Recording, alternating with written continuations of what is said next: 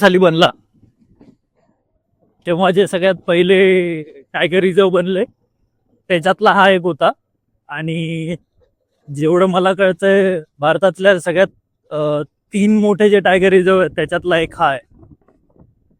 आणि क्षेत्रफळ खूप मोठं आहे, म्हणजे इव्हन ताडोबापेक्षा पण मोठं. पण मग तुम्हाला असं वाटेल की इथे कावर वाघ नाही दिसत, तर ताडोबा प्लॅटू आहे, सरळ सपाट आहे थोडासा, त्याच्यामुळे तिथे पटकन दिसून जातो.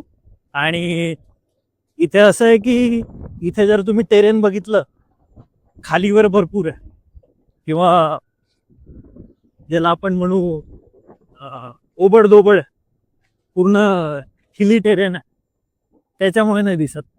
प्लस या हिली टेरेनमुळे असं पण आहे की इथले जनावर थोडेसे दष्टपुष्ट आहेत, जे की आता आम्हाला अधिकाऱ्यांनी सांगितलंय. हे काय आमचा रिसर्च नाही हा, कारण त्याच्या मागे लॉजिक असं आहे की जर ओबड दोबड आणि हिली टेरेन आहे, जर जनावरांना तेवढ्याच ताकदीने वर चढणं खाली उतरणं ह्या गोष्टी करायला लागतात, तर त्यांचं मसल्स पण स्ट्रॉंग होतात.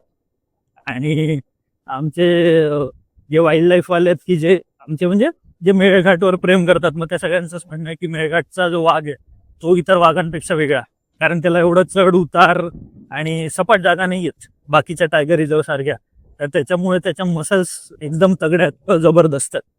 आणि प्लस या हिली टेरेनचं आणखी एक हे पण आहे की असं म्हणतात की जगातला जर शेवटचा वाघ कुठे वाचेल तो इथे वाचेल, कारण एवढ्या कड्या कपारी आणि छोट्या छोट्या जागा आहेत की माहीतच नाही आहे.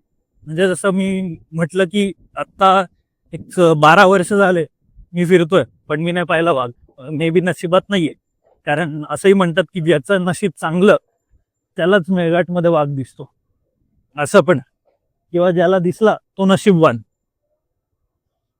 कारण इथे सहजासहजी दिसत नाही. पण मग काही लोकांचं नशीब एवढं पण चांगलं असतं की एका दिवसाच्या सफारीसाठी येतात आणि दिसतात. आणि काही लोकांचं माझ्यासारखं आहे की जे 12 वर्षापासून पण नाही दिसत.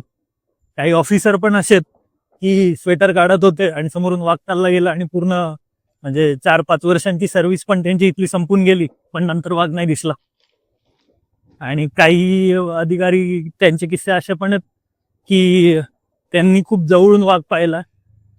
आता मी पडता पडता वाचलो. सो असं आहे. ठीक आहे, चलो बाय बाय.